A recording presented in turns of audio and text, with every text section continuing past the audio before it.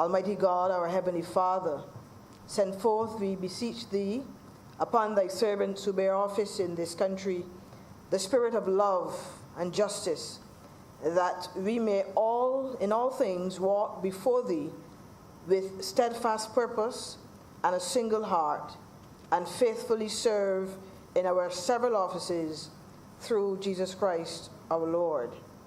Let us together say the Lord's Prayer. Our Father, who art in heaven, hallowed be thy name. Thy kingdom come. Thy will be done on earth as it is in heaven. Give us this day our daily bread, and forgive our trespasses, as we forgive them that trespass against us. And lead us not into temptation, but deliver us from evil. For thine is the kingdom, the power, and the glory, forever and ever. Amen.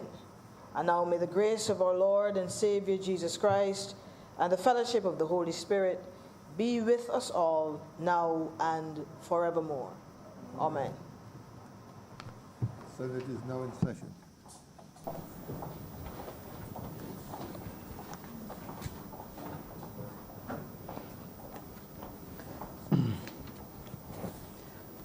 Messages from Her Excellency the Governor General. Announcements by Your Honor the President.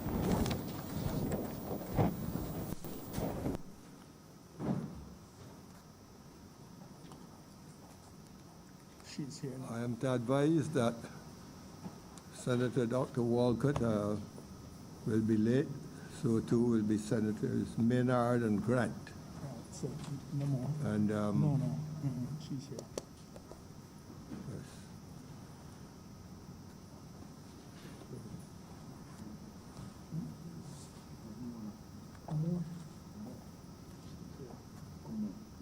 Moore cannot make it. Senator Moore. And I'm to further advise that Senator Moore will not be able to join us today.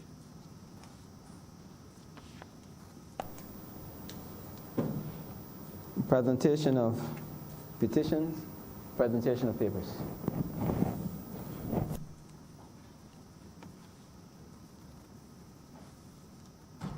Mr. President, I'm commanded to lay the following documents. The National Insurance and Social Security Benefits Order 2020, the National Insurance and Social Security Insurable Earnings Order 2020, the National Insurance and Social Security Non-Contributory Old Age Pensions Amendment Regulations 2020, the Public Service General Order 2020, the Public Service Teachers Amendment Order 2020, the Annual Report of the Police Complaints Authority for the period January 1st to December 31st, 2018, the Annual Report of the Police Complaints Authority for the period January 1st to December 31st, 2019, C-190 Violence and Harassment Convention 2019, and R-206 Violence and Harassment Recommendation 2019. Reports from select committees, questions from ministers, requests for leave to move the adjournment of the Senate on matters of urgent public importance, statements by ministers or parliamentary secretaries, personal explanations, motions relating to the business or sittings of the Senate, moved by a minister. Mr. President, I beg to move the suspension of Standing Order 22-1 and 45-2 for the remainder of today's sitting. I also, Mr. President, yes. Yes. The question is that Standing Orders 22-1 and 45-2 be suspended for the balance of today's sitting. All honorable members in favor, please say aye. Aye. Those against, please say no. We think the ayes have it, and the mentioned standing orders have now been suspended. Introduction of bills. Mr. President, I beg to give notice of the Remote Employment Bill 2020 and move that it be read the first time.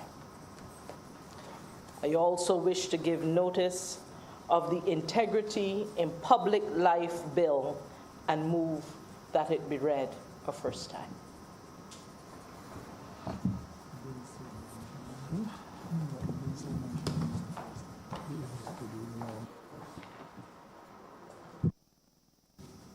The question is that the bills just mentioned, the Employment Bill 2020, the Remote Employment Bill, 2020, and the Integrity in Public Life Bill be read a first time. All honorable members in favor, please say aye. Aye. Those against, please say no. We think the ayes have it. Public business, sir.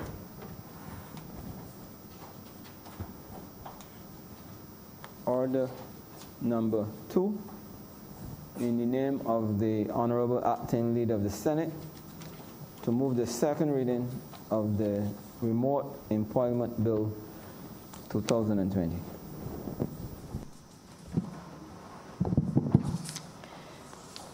Mr. President, this Remote Employment Bill 2020 is brought to this honorable House at a time when remote work, or if you will call it virtual work, or some people call it telecommuting, by whatever word we call it, it is on the rise as a global trend in the labor market. Numerous studies from across the world support this. The option to work remotely is becoming a benefit that is desired by employees, according to a study done by Gallup. 1 in 3 employees say that they would switch jobs to work remotely. Productivity, too, according to the studies, have generally been on the rise when persons are working more flexibly, more remotely. And the survey has said that the ones that I've seen, I've looked at several. One that I've seen is up to 65% of the persons surveyed reported that they had increased productivity when working remotely. They have said that some of those reasons are that they have less distractions. Some have said they have improved engagement and they have less stress. These are just some of the reasons that they have given for why their productivity may have gone up when working remotely. Companies too, who employ persons and they work remotely, have made savings as well in terms of having persons work remotely or virtually, if you will. The millennials and Generation X, and when I talk about millennials, I'm talking about those persons who are about 26 to 40. They would have been born in that 1980 to 1994 range. And the Generation Y, and the Generation Zs, I should say, who are in that 5 to 25 range, a little bit younger. But this generation, these generations, they are ushering in a different culture of work. Many of them have said, and again, I refer to several studies out there that say that they're saying they're no longer interested as much as others before them in 9-to-5 work. They're interested in having more flexible time and having the opportunity to be able to work from any distance at any time, as long as they deliver on the outputs in a timely manner and are paid fairly for their time. There's also, sir, at this time that we introduced this bill, a class of workers called digital nomads. Yes, that's a term. And these are people. Please proceed, yes. Digital nomads, sir, are a class of workers who prefer to work as they travel. The internet has made work global in many different ways. And some of these workers are like programmers and developing applications and social media, and there's a whole range and list of jobs that fall into these digital nomads class. I shared all of this as background to the remote working, the remote work bill, sir, to say that what Barbados is seeking to do here is very much on trend with the culture of work and the way in which labor is now moving globally. And I say, sir, that if people have the freedom to work from anywhere in the world and they have the desire to work from anywhere in the world, then why not let it be Barbados? Sir, there are positives and there are negatives to every situation and every action that we take. There are positive risks even as well as negative risks. And I'm sure, sir, you would have heard that in your own line of work. There are many, sir, both within this chamber and outside of this chamber, who will be quick to point out the negatives and the risks involved in this bill. And that, I think, is an exciting part of our democratic process. But we know, sir, that regardless of whether the risks are large, small, or medium, we have some strategic choices to make. And Barbados has made a strategic choice when it comes to this particular bill. We can choose to avoid whatever action to which we think a risk attends. That is, that we just don't take action at all in that particular area in some ways. We can mitigate it where we accept the risk, but we put certain things in place to mitigate its impact. We can transfer that risk, let somebody else deal with the risk. We can share that risk where we can include others in helping us to manage the impacts of those risks, etc. So there are many strategic responses, and these are just some, that we can make to risk in any situation. And so while we recognize much of the meaningful conversation that's going on out there about what the risks to this could be, we certainly, as a government, have made a decision that these are risks that's worth taking. Let us recall, Mr. President, that in tourism, the Barbados Statistical Service, for example, says that between 2015 and 2019, Barbados welcomed anywhere between 700,000, just over 700,000, and just over 680,000 tourists to this country per year. Let us also recall, sir, that the stay was between 4 to 7 days in cases of persons coming out of the US and Canada, for example, and 10 days or so coming out of the UK. And there are other statistics from other parts of the world. I name those because they tend to be some of the larger numbers that we have. Now, with COVID having impacted our tourism sector in the way that it has, not just with loss of visitors coming, loss of occupancy in hotels, loss of income to farmers and others who supply them, loss of income to the transport sector who transport people, loss of jobs of the persons who service the hotels and homes and other places where visitors would occupy. The impact has been significant, and when we look at the length, the average length of stay, that 4 to 7 or 10 days, we recognize that in this post-COVID environment, having people come to Barbados and sit in quarantine for 7 days or 14 days, which means they use most of their time in isolation or in semi-isolation in some cases. We recognize, sir, that we have to look at tourism differently. Because what used to be called long-stay visitors really can't be called long-stay visitors anymore, given the current climate of isolation and quarantining that must happen at that time. We have, therefore, if we are to bring some life and revive this tourism sector, we have to think of new ways in which to do it.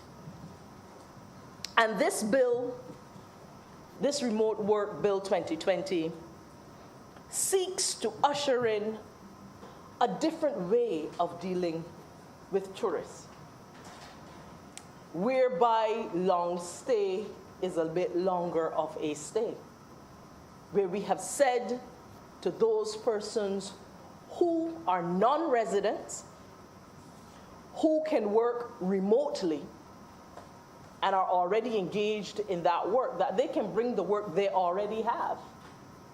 And they can come to Barbados and they can work from here. And as long as they can prove to us that they are legitimately qualified and capable of doing the job that they have, and the bill in fact specifies some ways in which that will be proven, that they have the opportunity then to stay in Barbados for up to 12 months and work remotely from here. In their working remotely from Barbados, they would not be deemed residents of Barbados, and therefore they will not be paying income tax in Barbados. They continue to pay income tax in whichever jurisdiction already attracts that income tax.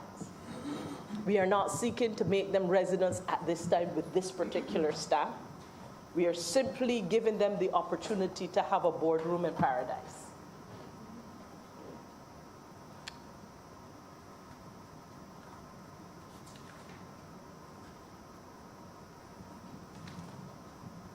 Mr. President, I talked earlier about the fact that some people are concerned. Some people have fears, some founded, some not so founded. But we respect that fears exist for people, because this is the first time Barbados will be doing something like that. People are not quite certain of what the outcomes will be. And when people have uncertainty, it gives room for fear to be fed. I also want to invite those who are feeling fear to understand that there are 3 other F's that Barbados has to consider at this time as we seek to breathe life into greater, give more vigor, I should say, to our economy at this particular point in time. We have had to confront COVID-19. We have had to cope with COVID-19. And we now have to respond to the post-COVID-19 world, which means we have to do business somewhat differently. And if anyone is in doubt that speed is what will make the difference to us competing globally right now, the speed at which we had to find new ways to school, the speed at which we had to find new ways to work, the speed at which we had to find new ways to give people food and serve them in different ways, the speed with which we have had to go through change and transition should certainly be an indicator to us. And so the 3 other F's that I would want those who are in fear to consider is that in giving greater vigor to this economy, we have to be focused, we have to be fast, and we have to be flexible. And those 3, particularly in seeking to move with greater speed, have certainly urged us today to suspend some of the standing orders so that we can do this bill quickly and in one go. Because as many of you will have heard, and we were discussing earlier even before this sitting officially started, Mr. President, other countries of the world are already jumping on this bandwagon, and they're seeking to get ahead of Barbados. And so we have to make sure that we are being fast, focused, and flexible in terms of responding to the competitive environment in which we live as it relates to tourism. Sir, I will not go through the entire bill. It is a short bill, and I know that all the honorable members of this chamber have read it in its totality. The thinking in this bill, as I mentioned earlier, is that this will be for non-residents seeking to work remotely, and that these persons are not coming here to take work from any Barbadians. These are people with work already, and they're just doing that work that they've had from somewhere else. But they're not intended to be working in Barbados. And who knows, Mr. President, they may even engage some Barbadians in helping them to do some of that same remote work. There may be opportunity in this. Sir, how would it work? Persons will apply. The application form is online as we speak, or as I guess it should now be in test form online, I believe. Persons are asked to upload their biodata and their birth certificates, and there's a whole list included in the bill of the types of documents that must be provided. Once they apply, Mr. President, they're then vetted. There is a vetting process supported by the Joint Regional Security Services. And then there are choices. They can either be approved, they can be denied, and even if they are approved and later on we discover something that we did not know at the beginning, that approval can be revoked. And so it is within the Chief Immigration Officer's authority, supported by the Minister, approved by the Minister, to be able to approve, deny, or revoke this 12-month stamp. And of course, once they are approved, they come, they work remotely, they live, they consume, they spend, and all that they do here will contribute to a better life for all of us here in Barbados. And sir, it is with these few words that I beg to move that this bill be read a second time. Thank you. I recognize Senator Franklin. Thank you very much, Mr. President. I shall not be long. I do not oppose the concept of this bill, but I have some observations that I would like to draw to the attention of the Senate.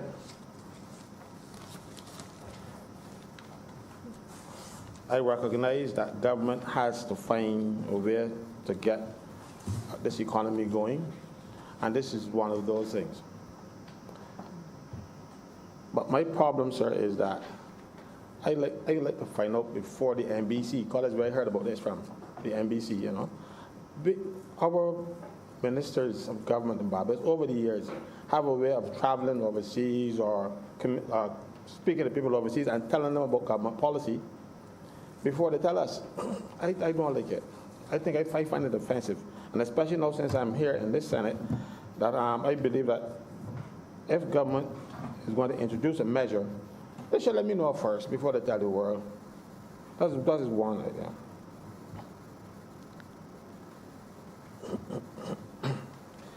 Sorry, sir, but I have a little problem with my throat.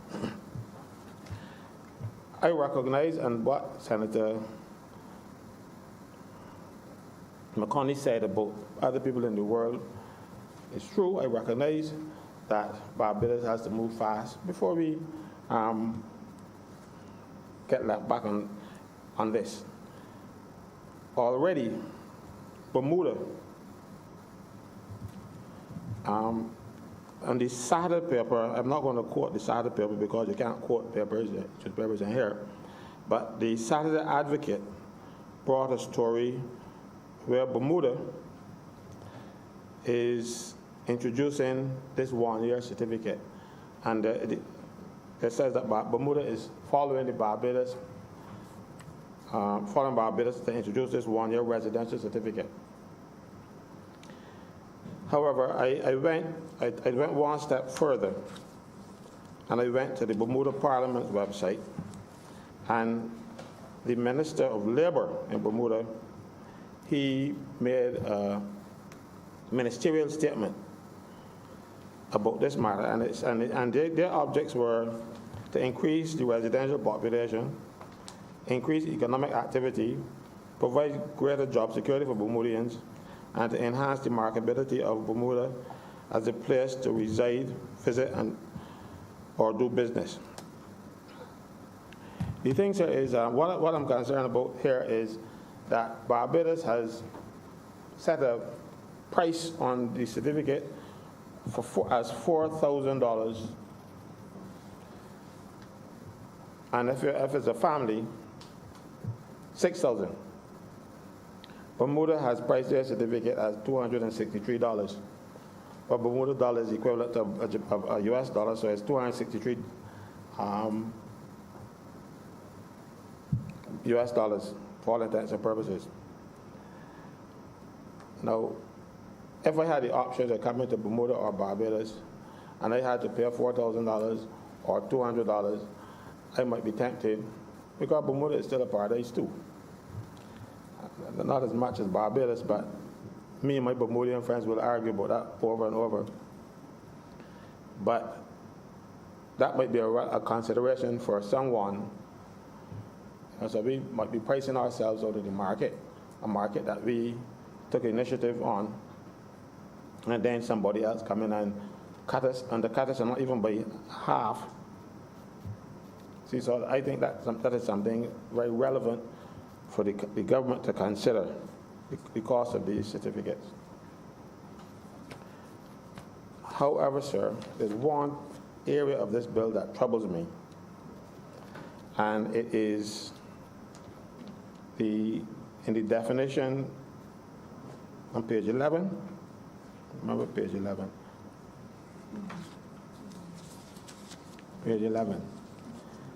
The original bill that came to us didn't have this.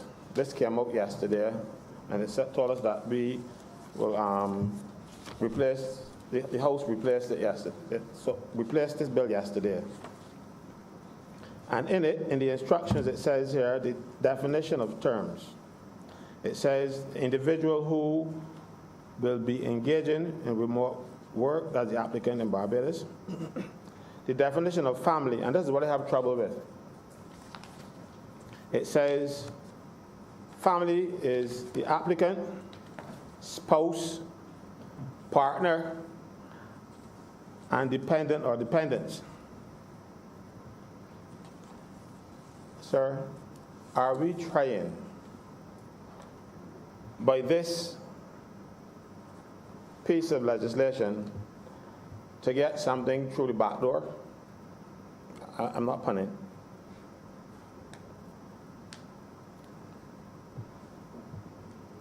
In Barbados, we know what a family is. Our Family Law Act tells us clearly what a family is in Barbados. If we want to change that, we should be bold enough to come out and tell the country, this is what we propose to do, not sneak it in. Because partner could mean felony girlfriend, a felony boyfriend, a girl and her boyfriend, or a girl and her girlfriend. This needs to come out of this bill, because the only contentious part of this bill that I'm seeing is this. And I am saying that the government is wrong for trying to sneak this provision through the back door. This needs debate in the country. The government promised us a referendum on, what do we call it? They promised us a referendum, not on weed, I'm talking about referendum on same-sex marriages and that kind of stuff. This is a way of bringing same-sex partners into this country legally without the population having a say. So that is not fair to this country. Mind you, I'm open-minded. I'm one of those fellas, I don't care who you live with or who you got. That's your business. I'm not getting in your bedroom. But if you are running this country for the benefit of all of us, and we have varying and various beliefs, you should let this country know what you are proposing. Don't sneak it in. That is a disservice to this country. It is, I was tempted to say dishonest, but you can't say that in here, so I'm going to refrain from doing so. It is certainly unfair and unreasonable to sneak things like this in without the country knowing. I said, I have no difficulty with the bill. I understand the concept of the bill. I understand what we are doing here and why. But I don't understand why we had to put this, and this was not in the original bill, the one that I read when it first came out. So this came out yesterday, and if I weren't vigilant, I would have slipped past me, because this thing only came into this bill yesterday. Was this some sort of skullduggery? Was this intended? Because I heard some person commenting. I didn't read all the Facebook thing that the body sent me. I just deleted it because they're nonsense. They'll think they can run this country from behind. No, if they want to run the country, they can go and get elected instead of trying to force government into positions, because this government seems to not to like adverse comments and stuff, so they try to shift to suit the people making the comments, because we want to make friends. Well, this is not something to make friends on, because I'm telling you, I'm not a pastor, but I'm telling you, churches in Barbados will, if they had known about this, they would have been speaking up today. We can't do this. We can't do this. No. This is absolutely wrong. Mr. President, I have one other thing to discuss. Besides that, right? I made my point, my position on, and I think that section of that definition of family should be clarified, and partner should be removed. We have, unless you define partner, because partner is not defined. My next concern is that the Immigration Act of Barbados, if you're applying for any status in Barbados, there are certain things that you have to go through. You have to get medicals if you having a long stay. Any one of those long stays, see, I bet it's a work permit, a long-term work permit, immigrant or resident. You have to let people know that you haven't got the TB and that kind of stuff. We have substituted that for having valid medical insurance. That's not good enough either. We want to know that people come among us don't bring anything communicable that could affect the health of this country. But also, we have the situation where you're not required to have a police certificate of character. In the application form that forms the schedule to this bill, you are asked if you have you ever been convicted of a serious criminal offense, and you have to say yes or no.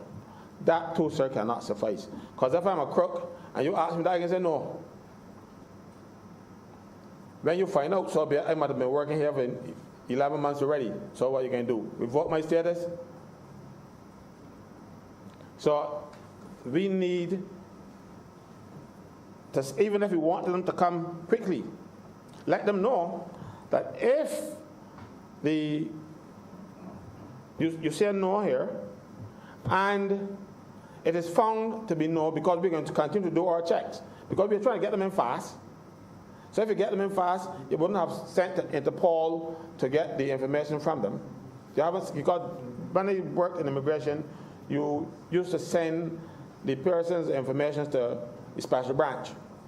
And special branch would do their things. And it didn't happen. The clerk would tell you he was an immigration officer too. It didn't come back in a timely manner. So sometimes, we hear people applying saying, "Oh, I apply ever since and I get through," and sometimes it's not immigration's fault. It is that immigration is waiting for a response to make sure that bringing Jimmy Hoffa or anybody to Barbados. So I would want this to be known that by people coming in, that if you say no, we will still be checking on you. This is not in the act. This act has, for all intents and purposes, removed the strictures of the Immigration Act from these people. So if you're going to remove them or implicitly repeal them for those persons, you have to be a bit tighter. I understand you want to do this quickly and you rush and you got through with it. I am not, as I said, opposed, but I'm not even opposed to the speed of this one, because other people now are trying to jump on this bandwagon, and if we get there too late, Barbados will be left having trumpeted it, and we lost the advantage. We did it in international business, because right now, if you look and see that Barbados was the pioneer of international business in the Caribbean, but now they're more under Tom Adams. But right now we are not getting the type of international business because we are not moving with the kind of speed that we should when things change. So other jurisdictions move and the people go there. So I am not for 1 minute saying that government should stop what they're doing and come back and go through a whole long process. No, I'm saying that there are issues that need to be corrected, and we can do it either by ministerial order or whatever else, because mind you, ministerial order can take a long time too, because if I know this minister, he don't move at any particular speed. But so we got to find something else. We definitely got to find something else. I just had here prove a minister, but then I remember who's the minister responsible for immigration. His stop speed, is stop or reverse. So if you're going to move with speed, you need to get somebody else to do it. That aside, sir, I will repeat, I'm not opposed to the concept. Barbados has, and if Barbados is leading, I don't mind, sometimes we have to show the world that but when we're doing it, we've got to do it right. Make sure that these angles are covered. And also, sir, when we are doing things like this, don't sneak a little one past us, because the partner is sneaking something past not only us here, it's past the country. I'm sure the country will have a say on this. People coming here and bringing their partners, whether they are same-sex partners, and it is legislated. So this is, as I said, toe in. You get your foot in the door. I have nothing further except thank you very much, Mr. President, for indulging me.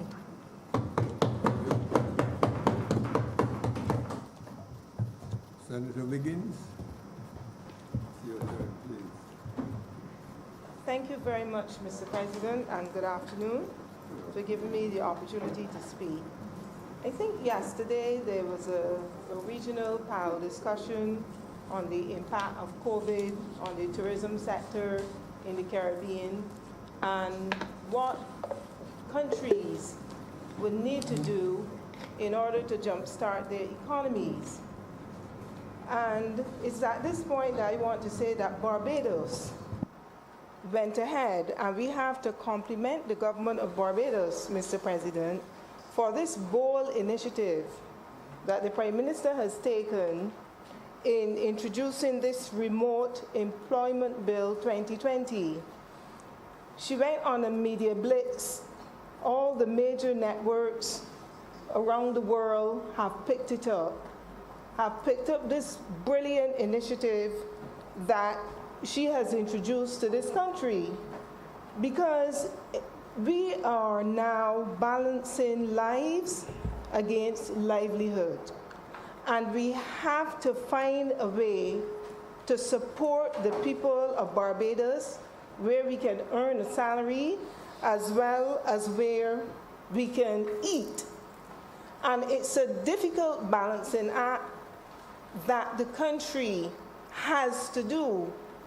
And I do think that with the Prime Minister has become our biggest asset and our biggest marketing for the country, because she doesn't leave now a lot for us to do who serve in other countries to promote Barbados. And because of this international media blitz, Mr. President, that she has done, I personally have had many inquiries from around the world. I have had inquiries from the large network that I have in the United Kingdom. This is outside the Barbadian diaspora, which include members of Parliament in the UK Parliament, who have messaged me, because I still have my UK number, asking for more information with respect to this good initiative that the Prime Minister has introduced. I have had inquiries from St. Kitts. I have had inquiries from Suriname. I got an email from somebody, I don't know where they got my email from the United States. And I have had personally inquiries from as far as Australia. So it tells you that this initiative is an excellent one. And we need to stimulate this economy, as I was saying earlier, because when persons come here to work in Barbados, they are going to be renting accommodation, they're going to be renting cars, they're going to be going to the supermarket, they will be visiting doctors, they will even be going to church and putting in some offering in the church pew. And they might possibly be looking as well to, if they bring their family, the children might very well be going to private schools. So the economy, Mr. President, will be stimulated in many ways. And I am sure that within the last several months, our senator, the chairman of the port, I think I was told there are over 22,000 visitors that were on board the ships that we have repatriated to their various countries. That gesture that Barbados offered all those people that were on board that cruise ship, I know that that positive effect is going to come back to us. And some of these passengers, Mr. President, will gladly take advantage of this initiative that has been offered to come back and spend time in Barbados and work remotely for 1 year, be on the beach lying down with their laptop and their cell phone, and they're in their office right there. So I think it's a fantastic initiative that many, many, many people, I'm sure there have been many, many queries that are going to take advantage of this. And Mr. President, as you may know, we have a ship's registry in the United Kingdom. And I was thinking, Mr. President, that we can reach out to countries like Hong Kong that has now been, should I say, reabsorbed into China. And a lot of billionaires, Mr. President, live in Hong Kong, and they own a lot of these luxury liners. And Mr. President, I don't think that they would be averse to coming and living in Barbados and having their ships flying the Barbados flag, because Barbados then as a country would be able to gain fees, lots of revenue. from these billionaire owners of these ships.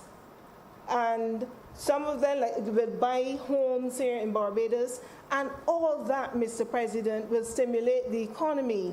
So I do believe that there are many, many initiatives that can be taken through this remote employment bill. And I sincerely hope that with all the queries that we're having, as someone said, if you got 1,000 queries, it does not necessarily mean that translates into 1,000 persons taking advantage. But surely, within the next couple months or so, Mr. President, I'm sure that many people around the world will take advantage of those opportunities. And I know that many Barbadians are concerned about the fact that many international persons will be coming into the country, and they're worried about the COVID situation. But I do believe, from what we recognize over the last 6-7 months or so, that the government and the public health officials have the whole COVID situation under control at our ports of entry. And I do believe that one of the things that I've been reading about would be these persons are required to have a PCR test 72 hours in advance.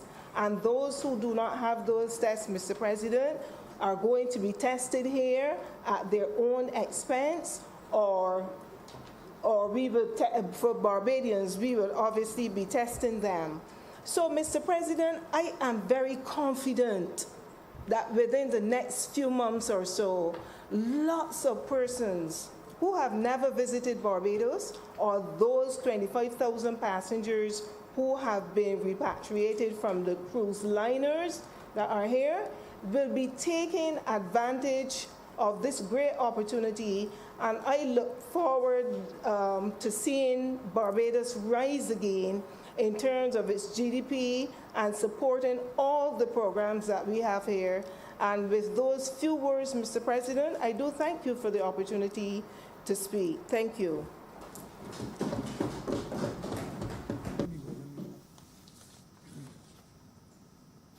Senator Greenidge next speaks.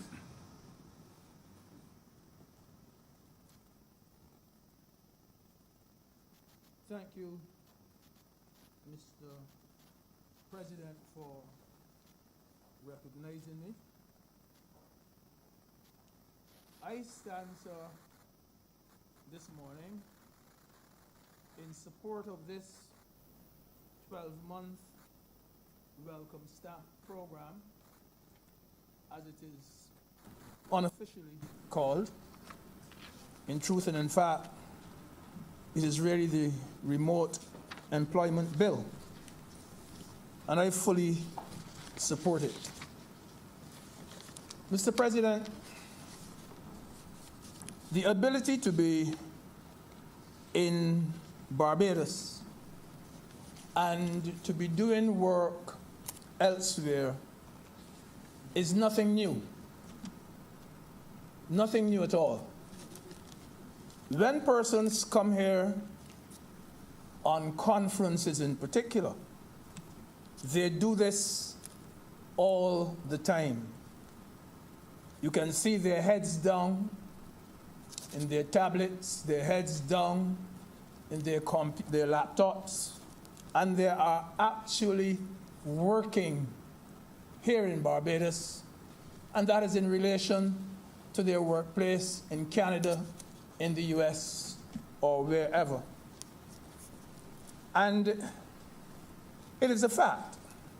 Many of them travel with their laptops and their computers for precisely this reason. This is the purpose they bring them along, doing work while they are here. Sir, when some of our Barbadian people, when some of us go overseas as well, we do it too. We do it too. We take along the equipment and we work. When abroad, we are in constant contact with our office here in Barbados. Indeed, sir, earlier this year, I traveled with the Speaker of the House and the Clerk of Parliament.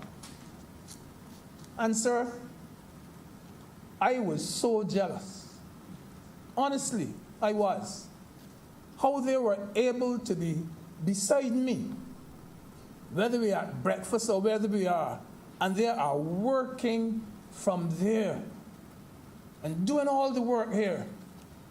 And poor me can't do anything at all. I felt really, really jealous. I felt bad. But that's a fact. If only I could do it. So I know, sir, that this is something that happens when we go abroad as well. Now, sir, this particular piece of legislation which we are discussing this morning, it actually gives license for such work to be done here by visitors in a more organized way. It is not the matter now of the typical tourists coming to Barbados for 1 week or for 2 weeks and so on. These persons will be contributing to the economy by staying here for 1 year. And as Senator McConney has said, as Senator Wiggins has said, that these persons will be staying perhaps at a vacant house, perhaps in an apartment, in a guest house. They may even be renting a villa, staying at a hotel, and of course, they may be visiting Oistins occasionally. They'll have to go to the supermarket from time to time. They will be making a contribution to the economy. And as I make this point, sir, I am forced to reflect as to what an amazing amount of money an institution such as Ross University has made to Barbados, the contribution that it has made. And while on that point, sir, it doesn't surprise me now how very concerned Dominica was when they lost that institution. As you look at it now, you see why there was that regret from Dominica. And sir, we are hoping that just as the Ross University students have made a contribution to this country, that these remote workers will do the same thing for Barbados. So what is there in this act, in this bill, for us to quarrel about? Absolutely nothing, sir. Absolutely nothing.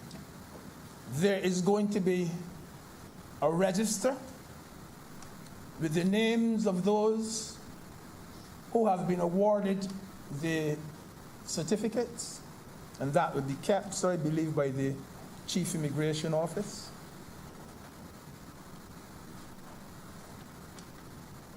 Nothing to quarrel about there.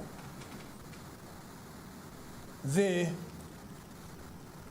remote worker must have proof that he or she makes an income of $100,000 or more per annum. Because, sir, we want that person who comes to Barbados to be an asset to us, not a liability.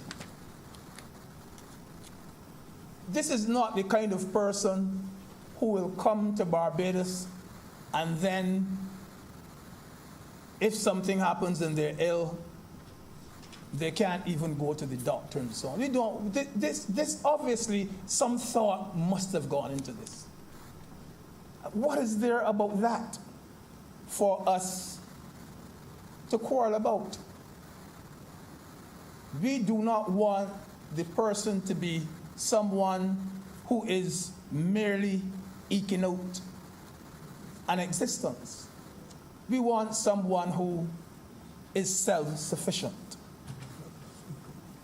Yes. Sir, in effect, what Barbados gets is a 12-month tourist with freedom to work for a small fee. Senator Franklin is saying perhaps that our fee is not small enough. But sir, I'll be brutally honest with you that one of our main concerns is to get some foreign exchange. And this country, I believe, is an attractive country. And I do not think, sir, that a price or a fee of $2,000 US is an excessive fee. I still believe, sir, that we will benefit from this endeavor. Sir, there will be no income tax on the part of the worker, the remote worker. What is there to quarrel about? There's nothing there in the act for us to make a big furor about.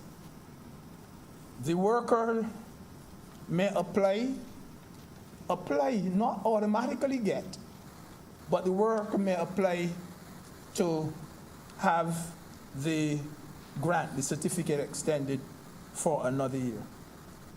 Who can apply, sir? Anyone who is not a Barbadian citizen. Anyone who is not. So CARICOM citizens can apply as well. We are not saying only Canadians, only Americans. CARICOM citizens can apply as well. And sir, as Senator McCartney has said, the legislation will pose no threat whatsoever to Barbadian jobs. It will pose no threat to Barbadian jobs. The remote worker, sir, is only allowed to work in that particular engagement for which the stamp is given. The work that comes here is their work that they are doing. They're not coming to take away any Barbadians' work at all. It is just the location. Just the location. If that Canadian person who comes here is an employee of Canadian Tire, doesn't take away any work from a Barbadian. If that particular person who comes here worked for the Bank of America, that is their work. They're not taking away any work from the Barbadian. What is there in the act for us to quarrel about? We are saying, sir, to the world, we are saying to the world that we are a safe destination. That is what we are saying. We have managed our pandemic well. We have managed it well. We're saying this to the world.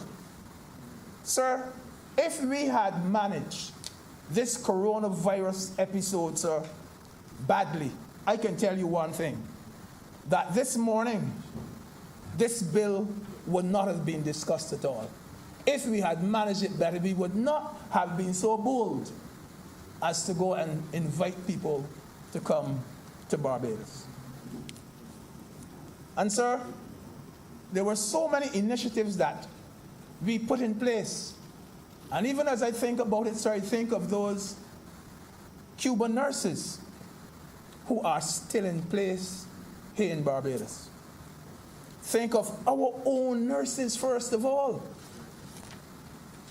who were on the front line and did such an excellent job for us. Our own people. These are the people who helped to make us a safe destination. I understand there's some Ghanaian nurses who should be in place shortly, if they aren't already. And we built a state-of-the-art facility in St. Lucie, which has been praised by those who are in isolation there. All this speaks well for Barbados. Sir, we had taken steps to be prepared long before, even before we had our first case of the coronavirus. We are a safe destination. And this is the message we are sending to the world. We are safer than most. And sir, there's nothing for Barbadians to get suspicious about. These persons who come here, sir, will not be given any special treatment. They wouldn't be considered to be more than the Barbadian people. It is not a free ride. Yes, we have said that they can bring their partner, their spouse, their family. But sir, let us suppose that while they're here, that the family comes in to look for them. That family has to adhere to the necessary protocols like anybody else. They're not going to be treated any differently to any other visitor. What is there for us to be quarreling about?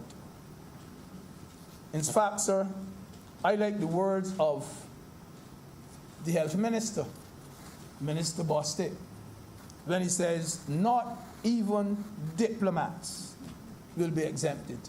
Not even diplomats will be exempted. Sending a strong message. This is not a play-pay country. Not even the diplomats. The health of Barbadians, Minister Bostic has said, comes first. I'll be honest with you though, sir. I'll be very honest, and this is almost a Kathy Greenwich talking. But call me so, that's my name. I know about nothing else. Sir, I would be extremely selective, and I'd be very careful about where these remote workers come from. This is my personal view. I would look at the Canadians perhaps, the English perhaps. I'll be brutally frank with you that I am very concerned about what is going on in the United States of America. I am very, very concerned. And I think, sir, it is something which we have to look at too. I'm very, very concerned when I look at what's happening in Florida. You know, it's so, and it's a place that I visited so often and felt so safe about. And now,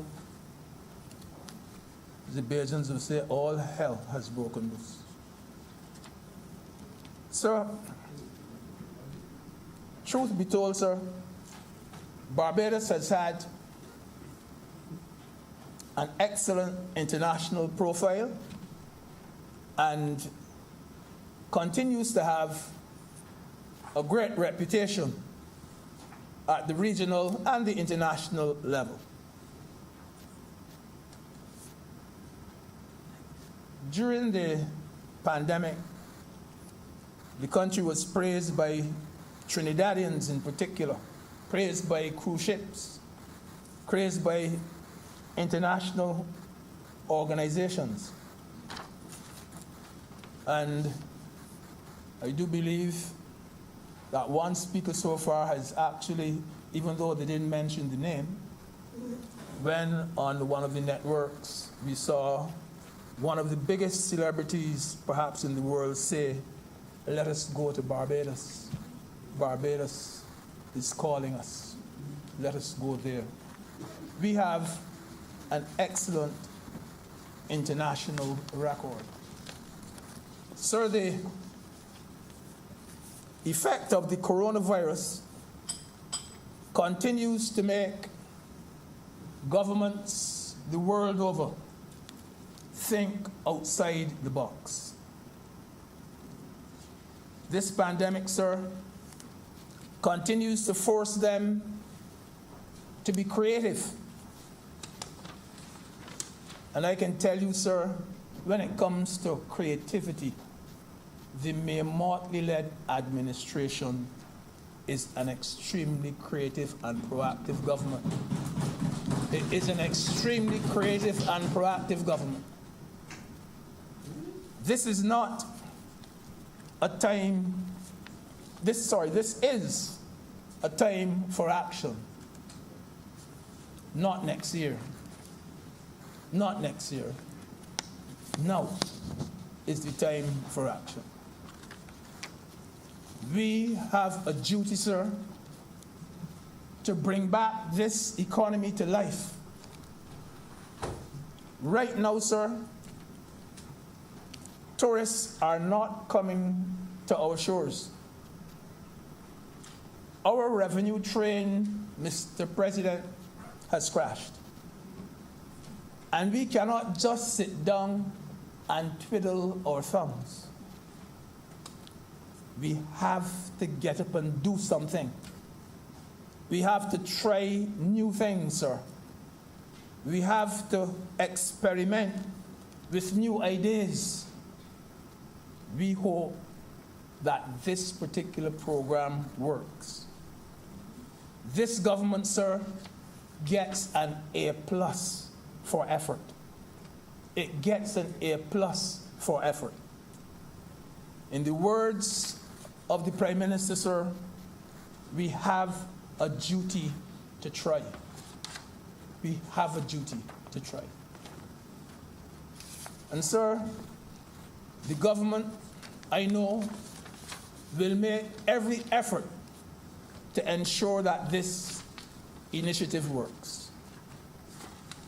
And it wouldn't surprise me, and as Senator Franklin said, it wouldn't surprise him either, if the entire Caribbean catches on. It wouldn't surprise me at all. Because this country has always been a leader in the region. And there are other countries around us, sir, that will agree that this is a good idea. And we are known, thankfully, sir, for thinking outside the box. We are always admired for our ideas. I can tell you, so you see that initiative that the Prime Minister came up with about a year ago, something called Regathering. Brilliant idea. Brilliant idea. But it was cat-spraddled by the coronavirus.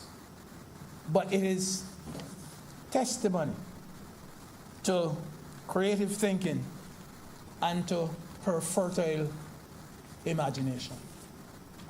And sir, on that particular program, I sat down with about a dozen fellas.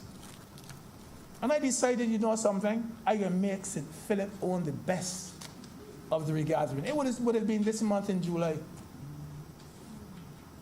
And I sat down and there were 85 names of people who were coming back here, coming back to St. Philip, coming back to the Princess Margaret School. They were old teachers, old students, everything. And I was the person who was going to make it happen. Get cat-spraddled, sir. Get cat-spraddled. But it was an excellent idea. Excellent idea. We think outside the box. And sir, talking about Barbados and ideas, I can tell you, sir, that in the early 1990s, there was nothing right happening in Barbados. And, sir, it looked as though the country was on the brink of disaster. And the government didn't know what to do. And then, sir, the workers of this country said, look, we can no longer ask for an increase. Look at how this country is going. And so the employers of this country, the private sector, said, you know something? We cannot be sending home people any longer. And they all sat together and said, let us form something called a social partnership. Unheard of in the region. A social partnership where people who are always at one another's throat said, let us sit down and save Barbados. And, sir, they met together. And that was the birth of the social partnership. And you know what made me realize what an excellent thing it was? Every conference I went to at the ILO, I was Labour Minister, sir, they always found a little room to put me in to talk to a group of people, a committee or something, about why Barbados' social partnership was formed and how it was working. And I felt particularly proud of what this country had done. Everybody admired it, sir, the social partnership. So this country is known for making such decisions. I know that, and I heard it yesterday from the leader of the opposition, he said that we are rushing it. Too much speed to get this thing passed, and so on. But as his second lieutenant said this morning, sir, why should we wait until other countries next door run with the idea and get a head start on us? Why? Why should we wait? This is not the time, sir, for us to be playing around. No, sir. In the words of Senator McConney, she said, you have to get some speed. She said, speed is absolutely necessary. We have to be, your words, Senator McConney, fast, focused, and flexible. So this is not a, we are looking at it government. I know of another government, every time you ask them to do something, oh, we're looking at it. We are not, or we are looking at it government. Sir, I go a bit further. And I say to this Senate, sir, that any opposition to an idea such as this one can only be opposition for opposition's sake. Can only be opposition for opposition's sake. But politics being what it is, you know, sir, it wouldn't surprise me. Anybody who loves Barbados, anyone who loves Barbados, be it somebody from Solutions Barbados, somebody from the PDP, the DLP, the UPP, wherever you come from, anybody that loves Barbados should support this measure. Should support this. This is a clear attempt to save Barbados. But I know, sir, and you know as well, that there are people who call themselves Barbadians who would not want one single person to take up this offer of remote employment. That is how some people think. They would want it to fail. And they would want that because if it succeeds, it would redound to the benefit and the credit of the government. And they would not want it to succeed, sir. Because they do not care about the country's recovery. That is not their primary concern. Not the recovery of Barbados. Mr. President,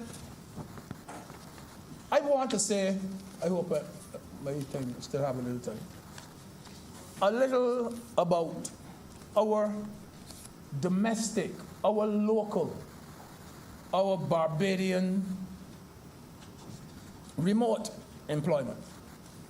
Because we have some of that too, you know, sir. And I want to say just a few words on it. Because there's a fairly high level of remote employment, which is away from the office, away from the workplace, going on today. And COVID has been the instigator in this regard, forcing us to resort to remote employment. So a lot of people's lives and life situations in Barbados will change and have changed because of COVID. Remote employment, I believe, in some areas of Barbados, sir, is here to stay. It's here to stay. I never thought that I would have heard, well, the two gentlemen who I heard saying this, one is a little older than me and one is my age, so that you know how they're really old people. But I never thought that I would hear them say, and these are two, Mr. Jones, and you're looking at me like if you know who the people are, two attorneys at law, sir, and I heard them, I was surprised, very experienced fellas, say, I prefer to work from my office and to work from my house rather than go to court. Because nowadays, I stay in my office and I do a case right there in the office. I could stay home and do a case right there in my house before the court. I am before the court. I am before the court. I never thought that I would live to say that I like being in front of the computer and doing the case, because the first time I ever sat there in front of the computer was to do a case in this COVID time. First time ever. And I like it. That's the thing about it. I like it. And I heard, in fact, one of the fellas said to me, look, I only need a place to talk to my clients. I'm a bit scared for them to come to my house and so on. He said, I wouldn't even mind if I could meet them in the library or meet them in Queen's Park. Once I get somewhere, and I would work from home all the remaining days of my life. So, yes, remote employment has reached Barbados, and I do believe that it is here to stay. And I say that, sir, although personally, sir, I like to see people face to face, and I would rather see them than through a Zoom lens, but, you know, it really and truly, it is happening, and it's going to be here for some while. But the point I'm making, sir, is this, that legal issues which did not exist before are now rearing their head. And you don't start, sir, thinking about these things until they catch up with you. Only then, when they catch up with you, do you address them. And we now have to think about certain situations.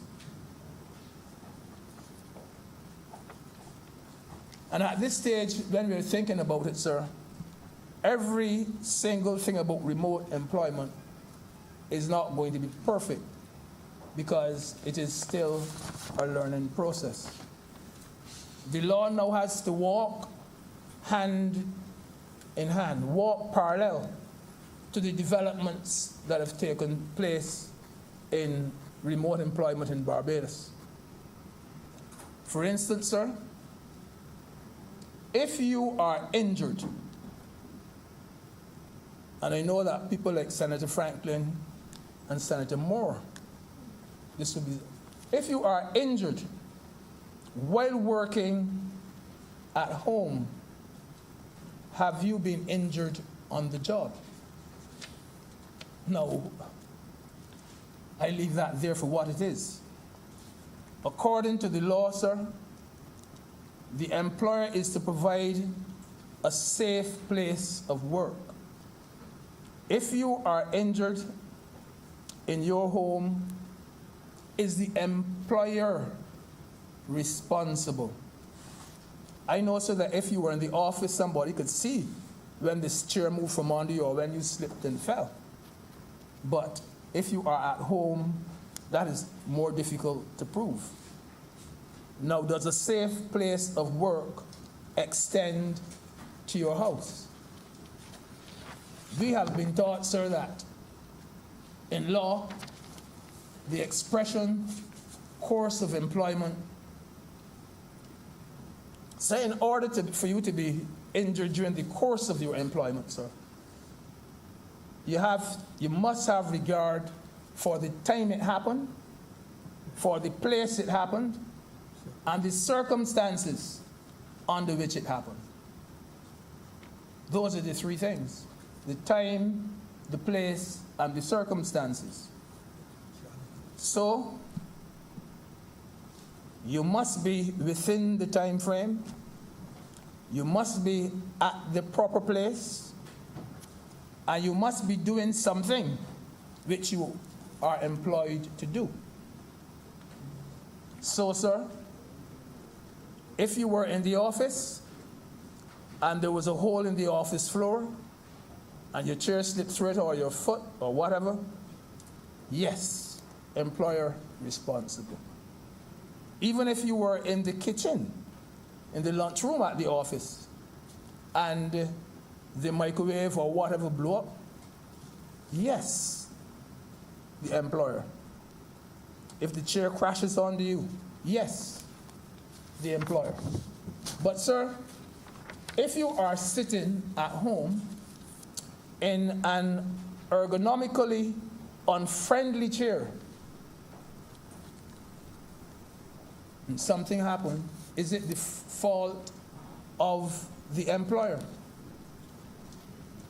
Truth be told, sir, the more I think about it, the more I realize that you may have to renegotiate certain working contracts.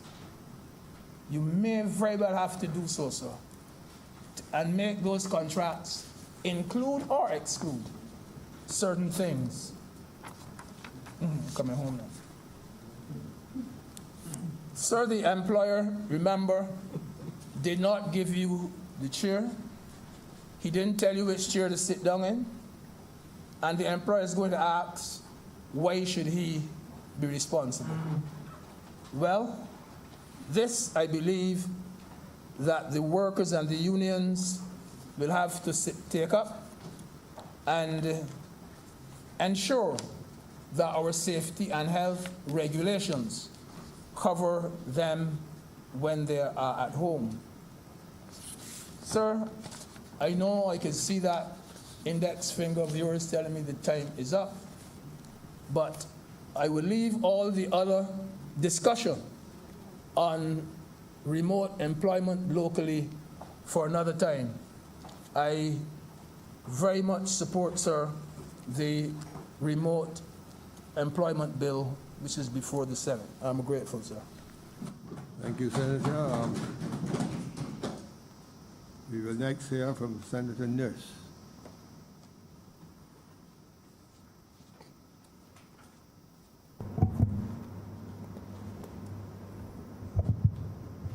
Thank you for recognizing me, Mr. President. I think one of the lessons probably and things that we have learned coming out of COVID-19 is really the amount of work that can be done remotely.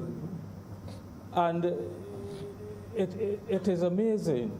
I am not that technology minded, but I have learned very quickly how to use Zoom. I've had several meetings now using Zoom.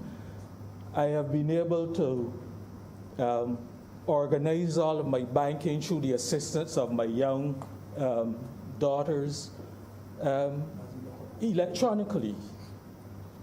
And you begin to realize that really and truly you don't need a physical space, significant amount of physical space to be able to get on with the business of your workplace, with your personal business, with the business of government even. There are lots of opportunities which we have seen.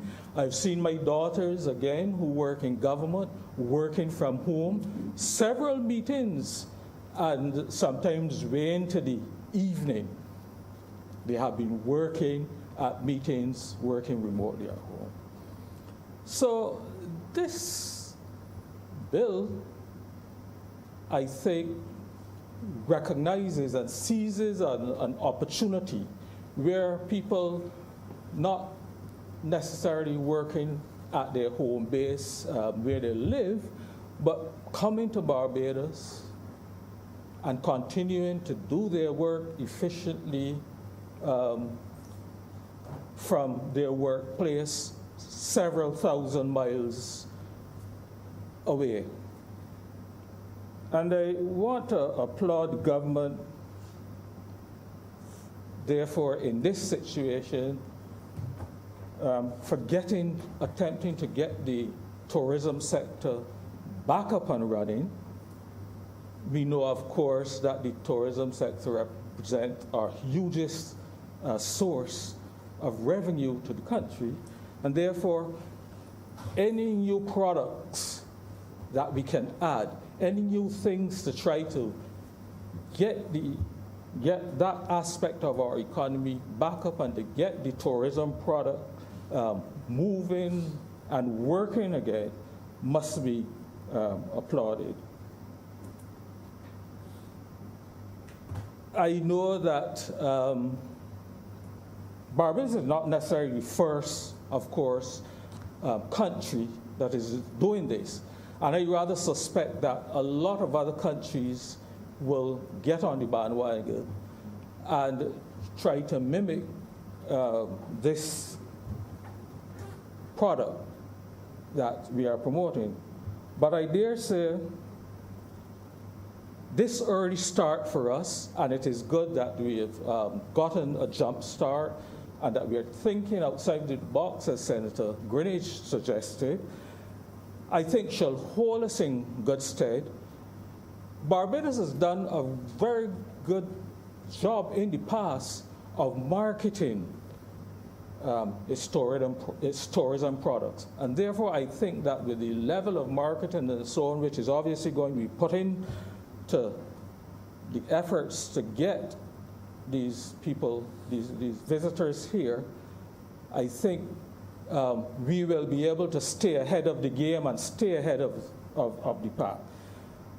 But I should also want, I also want, though, Mr. President, to say a special congratulations to the Prime Minister, because I think this is a product where I saw the Prime Minister grabbing hold of the initiative and leading from the front.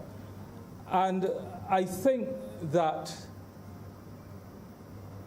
the amount of time and effort which is put in going on the international media, in doing interviews, etc., on media like the BBC, etc., has done a lot already in terms of marketing this product worldwide. And it is a cost. It is a marketing cost that we would find. We would have to think twice about it as to whether or not we could afford that level of the cost of doing this marketing if we had to pay for it. And so as I said, I congratulate the Prime Minister on the leadership given in this regard.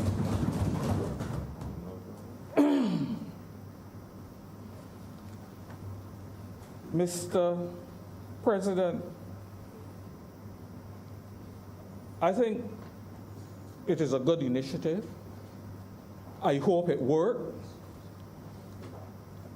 I hope that we can make sure that the necessary infrastructure is in place, that those people, those visitors who will be coming here for this 12-month period can be satisfied that we do have the facilities and we do have the services of the standard which they invariably will be expecting to have here if they're going to be working remotely.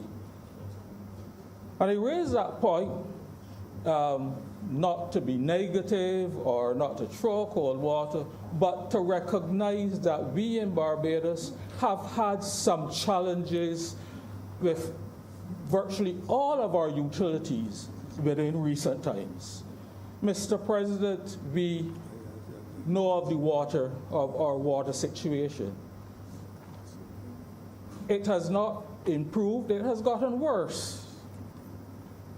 And, on a daily basis, you now hear of of areas that we hadn't been hearing about previously who were experiencing difficulties in getting water. We know of our telephone systems and the challenges that we have been having. Our internet connectivity is always not as good as we would like. I have been on a Zoom meeting within recent times where, about 5 minutes after the meeting started, it just dropped out and I was disconnected from the meeting. Our electricity, I have also noticed, Mr. President, seems to be not as stable and not giving us the level of service that we once used to be accustomed to from our electricity service. And so I make these points, and of course we know that when the electricity goes off, we now have no telephone system, and therefore no internet system. And so I make these points because I think it is important that we recognize if we're going to attract people who are supposed to be coming and working here remotely, they will invariably expect to have levels of services equivalent to the service they get in their own country. They have to be able to operate at that kind of level, and therefore it is important that we don't invite them here to come on this 12-month visa, and then we get very bad publicity because of the services. Because that will not only then impact on these longer stay visitors, but of course it's going to impact on the more regular visitors, which we rely so heavily on for our tourism revenues.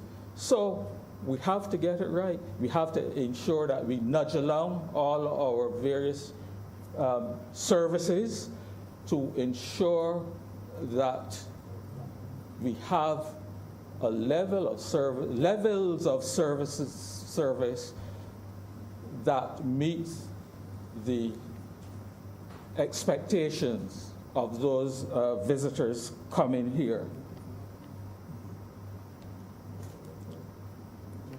The other thing that I would just also like to mention, of course, and this is not anything new, from as long as I can remember, I've always been here, Barbados, a very expensive place to live. Cost of living in Barbados is high. And we have to make sure that, again, this could create problems, because if you're inviting someone here for 12 months, and we are not necessarily only inviting people who are the high-end category, because we're looking at people with of over 50,000, I think it was 50,000 US or over, and that is not considered a significant income. So we are really looking at lower, middle income type individuals to start off with, who will have to measure that income very carefully. Because obviously, if they're going to come here and they're going to be living here for a year, they have to live as they're also going to be looking to live as economically as they can. They probably will still have to maintain and to pay all of their various expenses back at home, and so therefore they're not going to pick up and come here in a high-cost destination to live for a year just because it's nice. But the reality is that is going to be, I think, a very important decision that those visitors that we are encouraging to come here will obviously take in. And therefore, I would think that the hotels, the guest houses, the various accommodations that such visitors will be using will have to begin, I don't want to say think outside the box again, but begin to come up with more sensible or packages which are tailored more for this group of visitors that will be coming. Because I suspect that these are people who will probably be using Airbnb and these sort of facilities. They'll probably be using guest houses. They're not going to be going in hotels where you pay whatever a night. And so making sure that we package and that we price products which can meet the budgets of this particular group of visitors is going to be very important. Mr. President, I know that on several occasions we have had to come here and deal with issues relating to taxation matters. And very often we have had to adjust our laws in order to comply with some requirements of OECD and the other watchdog agencies that police taxation laws around the globe. And don't want to raise it for any big reason, because I think that we should be moving ahead with this product, but to recognize, of course, that there could be some implication in situations where we are allowing persons to come here to be classified as non-resident, so they don't pay taxes in Barbados, And in their country of residence, because obviously they're out of their country of residence for 6 months or 180 days or whatever it says in the tax laws, it's usually like a 6-month period, they get away from paying tax for that period in their their country of residence, inverted commas, for tax purposes. So that is something that could prop up, but I think if it does, and we know that the OECD is always moving the goalposts on these taxation matters, we will have to be prepared to deal with it if or when it does arise. Finally, Mr. President, I just wanted to touch also on, and I think Senator Greenidge may have also touched on it. I know that the Prime Minister has said whosoever will may come from wherever you are around the world, whosoever will may come. But I too have some reservations as to persons coming from particular, should I say, hot spots around the world. And I think maybe even if we do so agree that whosoever will may come, we must ensure that our protocols are tight enough and strong enough and enduring enough that whosoever comes there, and unfortunately we know, I mean, you know, we're not fallible. Some persons will slip through and they will get caught up in the community, and therefore we could possibly have that spread. And so all I'm saying is that let us make sure that the level of protocols which we have is sufficient to ensure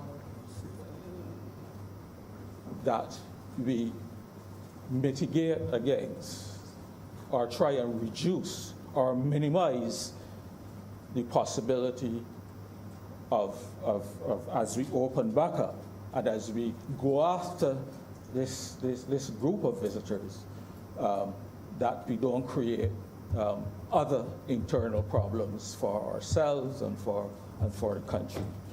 And so I wish the government well. I hope it works. I really honestly do hope it works, and that it helps us in terms of picking back up and getting our tourism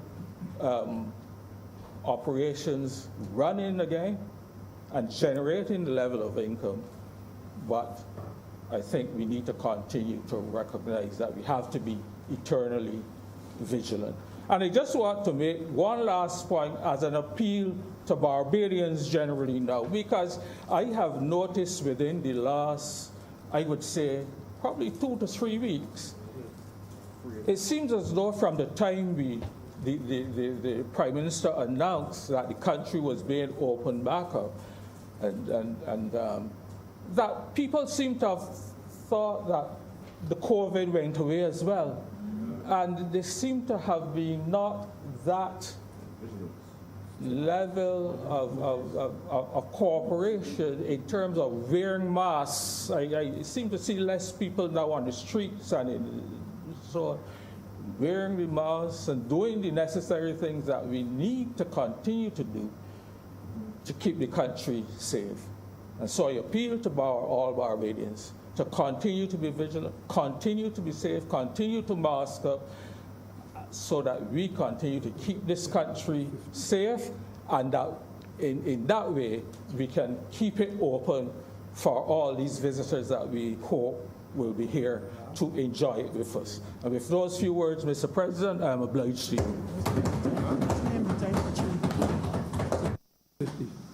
Mr. President, I beg to move that this sitting be now suspended until 2:45, sorry. What? 2:45. The question is that this sitting be now suspended for the purpose of lunch until 2:45, I'm sorry, 2:45. All honorable members in favor, please say aye. Those against, please say no. We think the ayes have it, and we are now at lunch until 2:45. Thank you.